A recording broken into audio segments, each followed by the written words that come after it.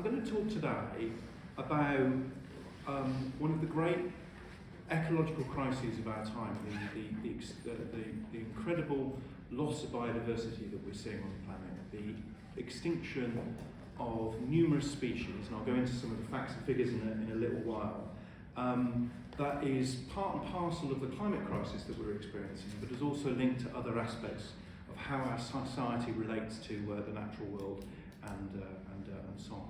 And what I'm going to argue is that the loss of species is an irreplaceable loss to the world, to the natural world, and it is driven primarily by capitalism, by the way that humans at the moment organise their system of production and how that relates to the natural world. But let's have some figures, because the figures are actually quite shocking. And it's incredible to me sometimes that when people talk about environmental disaster, actually they tend to focus on climate change, the big political issue, if you like. But actually, the biodiversity loss, what some scientists call the sixth great extinction, is also on a horrific level. The extinction rates that are taking place at the moment are between 1,000 and 10,000 times what they were before humans walked on the planet. We're losing about between 30 and 150 species every single day. And in fact, we're losing species faster than they can be identified, which means that for most species that go extinct, and that's why the numbers are a little bit hazy, most of the species that go extinct are actually ones that we don't know. We don't know what they are, we don't know what they're called, what they look like, what their role in the ecological systems are, and so on. And the IPCC, the Intergovernmental Panel on Climate Change, their latest statistics suggest that of the 8 million species that they are estimated to exist on the planet, again that's a bit of a hazy figure, 1 million of them are threatened with extinction. So 1 in 8 species that are on the planet, plants, animals, insects, everything that you can think of, is threatened with extinction. That's a catastrophe on an absolutely unprecedented level, except on one way it's not unprecedented, because there are 5 previous mass extinctions in the world's history, all of them in the distant past. The most famous of the one was the loss of the dinosaurs about 62 million years ago. The importance of emphasising that point is to point out that extinction is part, if you like, of the natural order of things.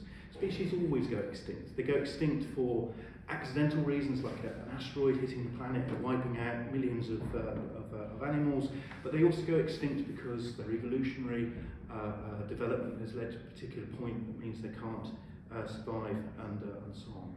The important thing about the biodiversity crisis that we're seeing today is that it's happening on a rate that is utterly unprecedented, and it is driven by, as I said, the way that we have organised society.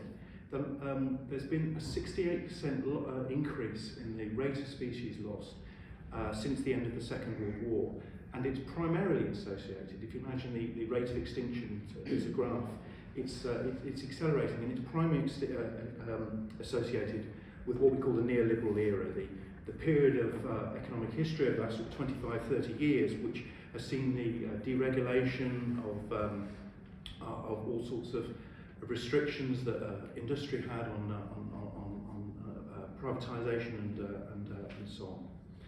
And of course, extinction and concern about extinction isn't just something that's happened in the last few years. It's not true that previously people didn't worry about animals or plants going extinct. In fact, it's been part of my life for sort of 30 or so years. Comrades might remember, or the comrades in the room might remember that in the late 1980s and the early 1990s, there was a real upsurge in concern about the natural world, and lots of concern about the species going extinct, in particular the panda and the whale, which became sort of emblematic of the threat to the natural world and something that have to be saved. And in 1992, the United Nations set up a process called the Convention on Biological Diversity to look at extinction, look at biodiversity loss, and to try and do something about it. They first met in 1992, and they set in process a series of meetings rather similar to the climate change meetings, which are called COPs, Conferences of the Parties. And the 15th meeting of that took place last year. And last year there was a big fanfare in the press because they signed the first international agreement to protect biodiversity, and claimed that this would mean that extinction and biodiversity loss would be halted dramatically and held back in the next couple of decades. So that's kind of the scale of the crisis. It's unprecedented, it's terrifying, and it's not something that can be abstracted from how humans live and work on the world. We rely on the natural world, we rely on lots of plants and animals to help us, to feed us, to help us with our lives and so on. We rely, for instance, on bees to pollinate plants and crops and so on. And so this isn't a sort of separate crisis to humanity. It's one that intrinsically links us up. And if it gets worse, because of the way nature is, because of the way evolution has developed, we cannot underestimate the consequences for humanity and for other species. So the next thing I want to do in the talk is to talk a little bit about how we understand biodiversity. And the reason I'm going to do this is because it helps us understand then why it is that capitalism is so destructive to species. Firstly, the biodiversity, as the name suggests, recognises the fact that nature isn't a series of self-contained units that you have a particular type of bird, a particular type of insect, a particular type of flower, and a particular type of moss or whatever. Darwin wrote in the Origin of the Species a wonderful passage, I haven't got time to quote here, where he described how nature is like an entangled bank with all the different plants and bushes and stuff entwined together with different animals and insects living amongst that. And if you pull one part of that bank, or you cut one part of that bank, or kill one part of that bank, it has an implication for all the other species that live and rely on those on that nature. But in second to that, the natural world is intrinsically linked to humans, and this is a theme that I'm going to keep coming back to in this talk, because too often scientists and conservationists and environmentalists see the natural world as separate to the human sphere. They see it as something that's sort of over here, and humans live over here in their shops and their factories and their houses and their cities and so on. And actually, the relationship that we have to nature is one which Marxists describe as a sort of dialectical relationship, where we're part of nature, but we're also in a sense separate from nature as well. That what we do impacts nature, but nature has an impact back upon us. And that's important from a sort of biodiversity point of view, because actually we've had an impact on nature all the way through our history. If you go on the train out to the Yorkshire Dales or into the just outside of Manchester, you can find lots of lovely bare mountains that are covered in sheep and so on. And it's only about 10-20,000 years ago that those hills and those mountains were covered in woodland and forest and so on. And it was our ancestors that cleared those lands and ultimately fundamentally changed the biodiversity, the ecological systems that lived upon them. And that's important because we have to be clear that human action on nature is essential for us to survive, but it has permanent effects. But the point, I think, for us as socialists today is that is accelerating as a result of how capitalism organises and why capitalism operates. It's important also to understand that how we organise our lives today also changes species even now. That the world, the environment, the biodiversity is not a static thing. I was fascinated to read a few days ago that great tits, one of the most common British birds, one of the most common garden birds, if you put up a bird feeder in your backyard, you'll almost certainly get a great tit visiting it. Great tits over the last sort of 20 years have developed longer beaks so that they can peck the nuts out of bird feeders that humans live out for them. So, what we do today changes animals, changes nature in a constantly developing and evolving way. Birdsong in Britain, for instance, over the last 50 years is at a higher pitch because the level of noise pollution is so high that birds have had to adjust how they sing to attract a mate or risk going extinct. And those are, how can you say, almost like frivolous examples. And I actually want to talk a little bit now about the larger scale impact of change. And to do this, I'm going to have a little bit of audience participation. So I'm going to ask a question. I'm going to give you 3 birds, and I'm going to ask you what you think the most common bird is. I want people to raise their hands. So the three birds are in no particular order, the mourning dove, the American robin, and the red-billed koala. Who wants to tell me? The red-billed koala. Who wants to tell me what they think is the most, well, okay, let's do it this way. Put your hand up if you think mourning dove is the most common bird in Britain, in the world. It's 2. American robin, 4, 5. The red-billed koala, couple there. Actually, that's a trick question. The second most common bird in the world is the red-billed koala. The third most common bird in the world is the mourning dove, and the fourth most common bird in the world is the American robin. The first most common bird in the world, does anybody want to guess? The first most common bird in the world is the chicken. The reason that a chicken, of course, is the most common bird in the world is because it's the most profitable bird that can be produced en masse in large-scale factories to make lots of profits. The chicken is an incredibly profitable bird. It's heavily used in industry, and it outnumbers by literally billions any other bird on the planet. And the reason I use that example is because agriculture is a primary way that biodiversity is affected by capitalist society. The nature of modern agriculture, the way that modern agriculture runs, and in particular the chemicals and the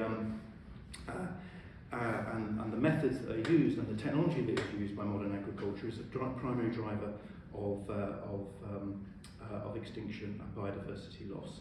And so bear that in mind when you think about the world. Actually, the world and its ecological systems, biodiversity on the planet, are fundamentally shaped by human activity. And we could use the argument in different ways. You know, one of the most common animals in Britain, for instance, is the cow. One of the most common fish in the world is the salmon, because they can be heavily farmed and incredibly profitable. And the third part, I suppose, of this speech then, the third part of the puzzle to understand biodiversity in the modern world is to understand how capitalism relates to the natural world, because it is an incredibly unusual way of organising production, and it's an incredibly historically unusual way of relating to the natural world. The development of capitalism sees a transformation in how humans understood nature, saw nature, and related to the natural world. For the first time in human history, nature became something that could be understood as in the sense of a commodity, as Marx talked about in Capital. The idea that the natural world could be parcelled off, land could be shaped, trees could be cut down, water could be sold as commodities, that things could be, that profits could be made out of the natural world. You see this at the very early stages of development of capitalism. In the late 15th and early 16th century, lots of explorers visiting the New World, the North American continent, South America, and so on. They write descriptions of what they saw, literally in terms of shopping lists of types of trees or types of animals that they would take back and show to the monarch who sponsored their voyage and say, look, you know, there's all these trees that we could make so much money, make so much money from. Development of capitalism, with its focus on maximisation of profits, the transformation of the world into commodities, began to see nature as part of the production process, part of the profit-making process. And Karl Marx writes about this in the third volume of Capital. He describes nature as a free gift to capital, a free gift to capitalism, that something that the capitalists can use as raw materials or as commodities to help them make profits, or somewhere where they can dump their waste and so on. And that's particularly true of farming. Not just farming, and I want to be careful, I'm not just blaming farming or agriculture in the modern sense as the primary driver of biodiversity loss or extinction, but it is a key factor. If you think about how industrial farming is organised in North America and Europe, in parts of Southeast Asia, increasingly in the global south, as the big corporations push their methods into South America and Africa and so on, you see large areas devoted to single crops, large areas literally stripped of their biodiversity, where once you might have seen raw landscapes like rainforests or forests of other types, or wetlands and so on. You see them bulldozed to be used as a monocultural farming area, or you see historic, traditional, indigenous and peasant models of farming, which often rely on multiple different types of crops interacting, reliant on the natural world for dealing with pollution and so on, being displaced and destroyed in favour of a single model of heavily industrialised monocultural agriculture.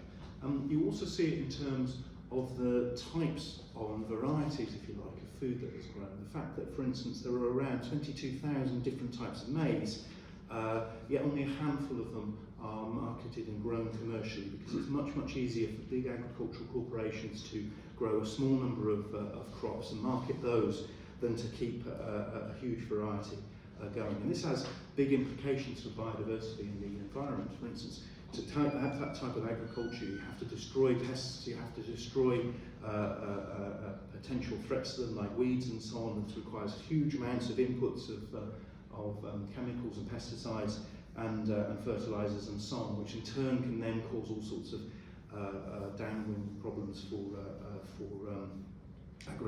biodiversity and the natural world. So what I'm trying to articulate is an economic system where the natural world, despite humans being intrinsically part of it and related to it, a natural world that is systematically degraded and undermined by the day-to-day life and organisation of capitalism, which is, of course, because capitalism is a system based entirely on the desire of the capitalists to make profits, to maximise the amount of money in their bank accounts to accumulate wealth for the sake of accumulation.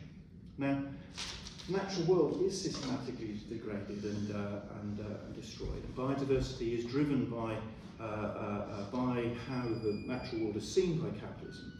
And that there are other secondary impacts as well. Climate change is a big one of these.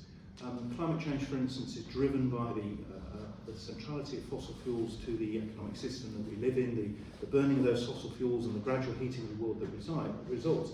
That has knock-on effects in terms of extinction as well. So you have the primary drivers of extinction biodiversity, which is the way the economic system organises particular industries, the destruction and cutting down of rainforests or the clearances of particular bits of land. But then you have the secondary effects that are driven, if you like, by the economic system as well. The warming world is a primary factor for driving certain species extinct, making the oceans warmer, making the oceans more acidic, more saline and so on, which has impacts on different types of species. So these are all factors that drive extinction, and to repeat, I suppose, the central argument that all arises because capitalism is a system based on the desire to maximise profit. So what's the answer to this? Well, the first and most obvious answer, and the answer that socialists must always give when asked this question, is that we have to end capitalism. We have to get rid of a system that can only see the natural world as something to make profits from, that can only see the natural world as a part of that production process about accumulating wealth. At the same time to that, I think we also have to have an answer about what you do in the here and now about extinction and biodiversity loss. And that's important partly because lots of people don't want to lose these animals. There are lots of people engaged in trying to save particular bits of land or particular ecosystems or particular areas of the world. There are also lots of people engaged in trying to campaign to protect single species, and there are also people who are trying to change what they do to help biodiversity and cope with it. People, planting particular types of flowers to encourage honeybees or other insects. People having feeders in their garden to help look after garden bee birds and so on. But there are some bigger approaches to this question, which I want to sort of the last couple of minutes challenge. And the first is the very mainstream approach, which you get from the UN biodiversity summits, and you also get from a lot of NGOs and conservation organisations, which is loosely can be called natural capital. And I haven't got enough time to go into this, and I do draw people to a brilliant chapter in this book by a comrade of ours called Ian Rappel, who's a conservation biologist, who writes about natural capital. The natural capital stems from the idea that capitalism has in the very first place, which is that nature is a commodity, and that you apply a price to the natural world, or bits and aspects of the natural world, and then this gives it a value in the capitalist market and will help protect it. And the best example I've got of this is the Irish Department of the Environment, which back in 2013 declared that the contribution of earthworms to the Irish economy was to 723 million euros a year. Why they do that, I mean, it's a laughable figure, the idea that earthworms have a contribution to the capitalist economy, but the reason that they do that is because it's about the marketisation of the natural world as a very basic to how they understand how nature relates to capital. So you put a price on, say, trees, and the idea is, well, the capitalists won't cut that down, but if they do cut that tree down, then they'll pay some money to a central fund, which will then cause other trees to be grown or planted in the future. It's a farcical approach. It's a mirror of the way capitalism understands the natural world, and also it's one that doesn't work. Ever since I mentioned in 1992, the big conference that took place to instigate the UN's biodiversity cycle, none of the targets that those conferences have put in place since 1992 have ever been met, because they've all been reliant on this sort of economic approach to the natural world.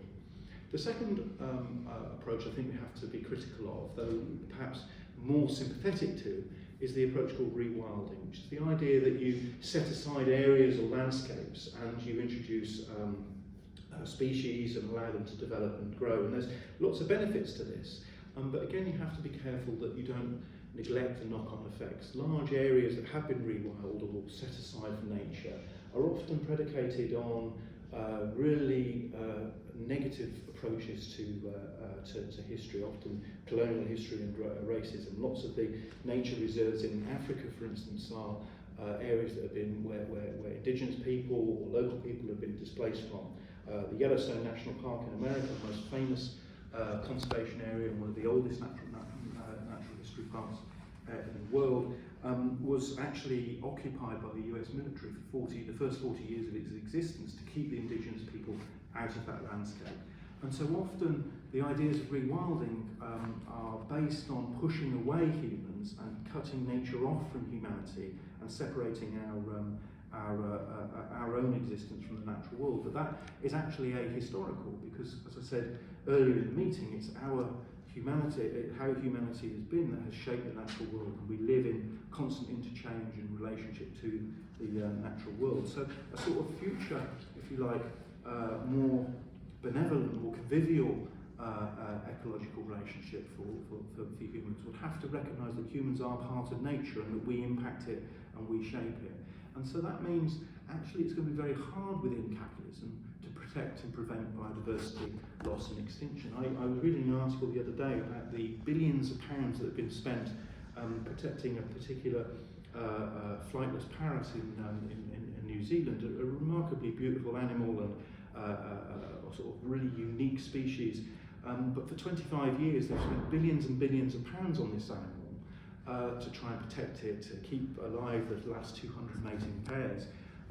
Yet all of that will be completely undone if that money disappears, if climate change floods those particular islands, or if the organisations that are protected it to move on to something else. And the protection of that one species might come as a loss to all the other species on that in that area as well. And that means that we have to have, I think, a much more radical vision of how we protect biodiversity, which is linked to our much more radical version of how you approach the question of climate change and other ecological disasters, which is to fight in the here and now for the protection of nature, the prevention of each species loss, the restriction and the shutting down of industries that are particularly destructive, such as the fossil fuel industries or big agriculture and so on. Tackling those organisations and taking them on, as the people doing currently in Germany with the brown coal mine that Greta Thunberg was arrested protesting at yesterday. At the same time as building a social movement that can challenge the capitalist system itself.